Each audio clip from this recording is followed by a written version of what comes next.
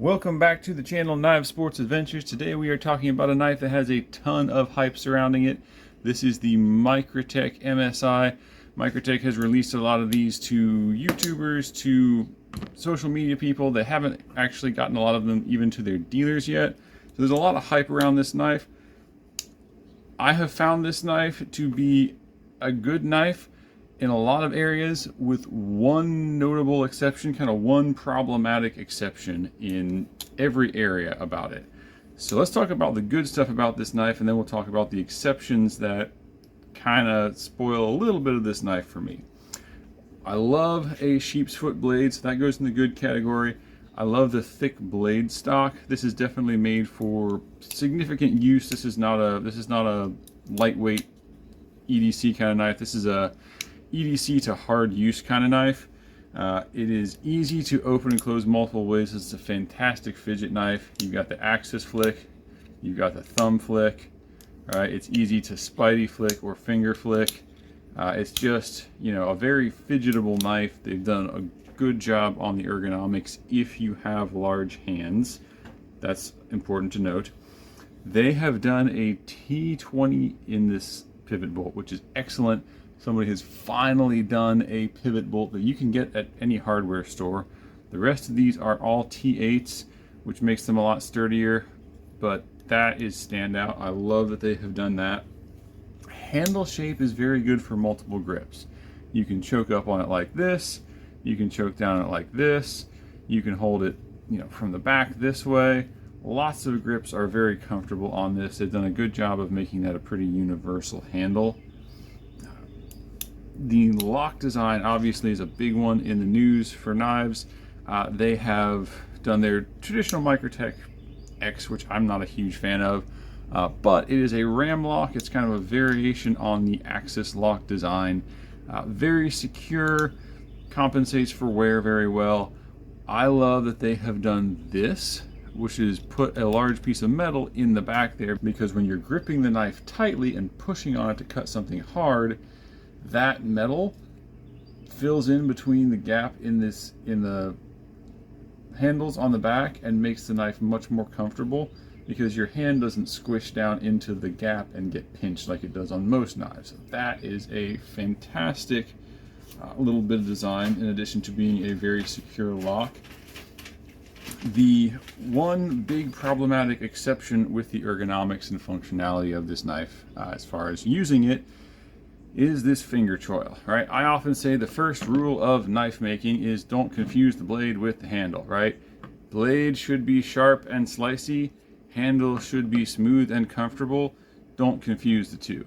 Putting a giant dull spot on the blade is a fantastic example of confusing the blade with the handle, right? They've confused this with the handle of the knife. It is not. This is the blade. So when you are cutting something thick, one of the first things I did with this knife when I got it, I was making some stuff, I was moving some foam. I tried to cut up some pieces of foam with it. Every time I would try to slice through the block of foam or saw back and forth, this choil would catch on the foam and it would stop me dead. This was a brand new knife that I was getting to play with. I actually went and got a different knife to complete the task I was doing because it was so terrible. This is dumb. Stop doing this, please. It's just annoying. It doesn't work. It makes the blade dull. It puts the blade further away from your hand, which means there's more leverage this way when you're cutting with it. So it makes it harder to cut through things. This is just, I mean, I know some people like this. I don't know why. It's not good. Please stop doing that. Having that on there, not only does it stop you sometimes, but it makes you pay extra attention to you know, exactly where you put anything on the blade.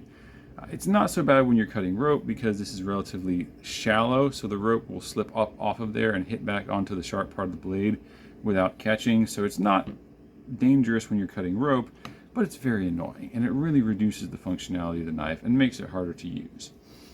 The other problematic exception to a good design on this knife is that this stop pin has ridges on it. I have no idea why you would do that other than it looks cool. Because what it does, you know, what they've done here, you can see on the back of the knife, they have rounded out that blade so that it increases the surface area where it contacts the stop pin so it doesn't wear out as quickly. What happens when you cut ridges into the stop pin is now you've taken all that surface area that would have been a flat surface and you've made it into little pointy bits that undo all the good you've done here and create hot spots where it's going to wear out faster. And you can see if I turn this slowly, that's what the ridges look like. If I go this way, you can see they've already got little shiny spots on them where they're flattening out. You can see on the blade there where those spots are wearing on the blade. So this is just going to make it wear out faster. Like there's no good reason to do that.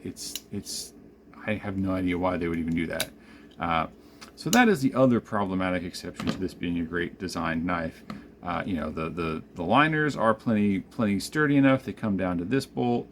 You got a wonderful titanium backspacer, great design on the bolts, great design on the lock, great design on the blade, and then this weird stop pin that makes it wear faster. So two little things that are just kind of dumb. Like, I don't know why you would do that on a knife like this.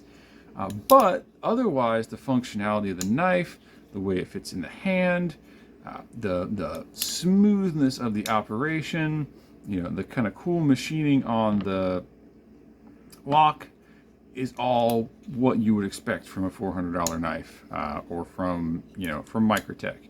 Interestingly enough, they list this knife for $250 on their website. Most places are selling it, if they even have it, at $400 or so. So a little bit of a discrepancy there in price. How did this actually perform? So in my edge retention testing, this did 375 cuts through a dowel. Repeated cut testing until it started tearing paper. This steel is what they call M390 MK. In my previous testing, regular M390 doesn't do quite that well. It does about 250 to 300 cuts. So 375 is a bit of an improvement. I was concerned that the M390 MK was all hype. Apparently there is some improvement to be had there. Pocket clip on this holds okay. This is what it kind of looks like in the pocket. It's not great as far as holding retention. I wish it were a little bit tighter. It doesn't get too much tighter if you bend it more.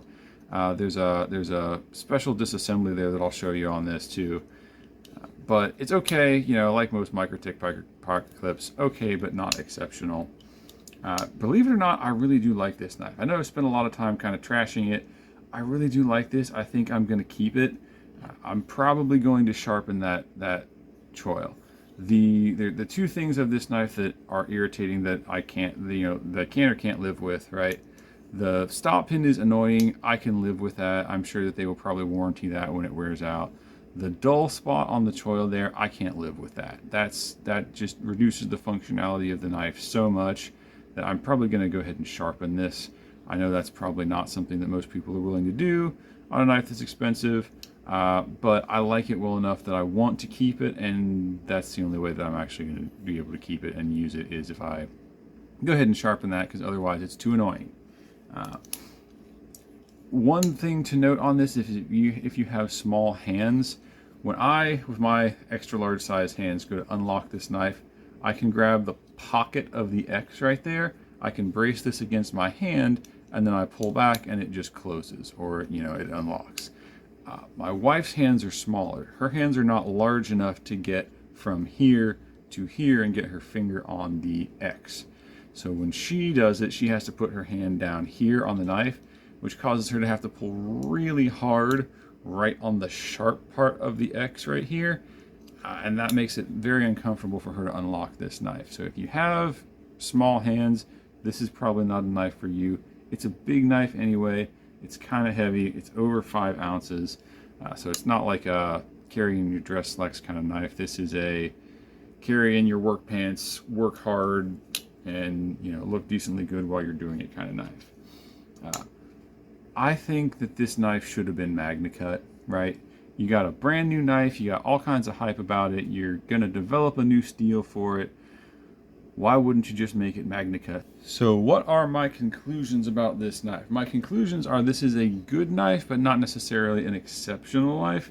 If this had come in CPM Magna Cut with a fully sharpened blade and not with this dull spot down here where it's supposed to be a choil, I would say this would be worth every bit of the 400 bucks they are asking for it.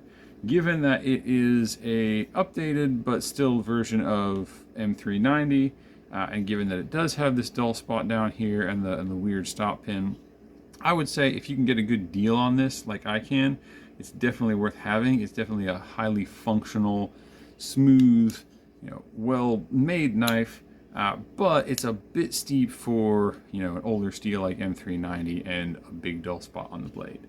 So those are my conclusions. Hopefully that is a helpful review. Like, subscribe, do all the YouTube stuff, and have a nice day.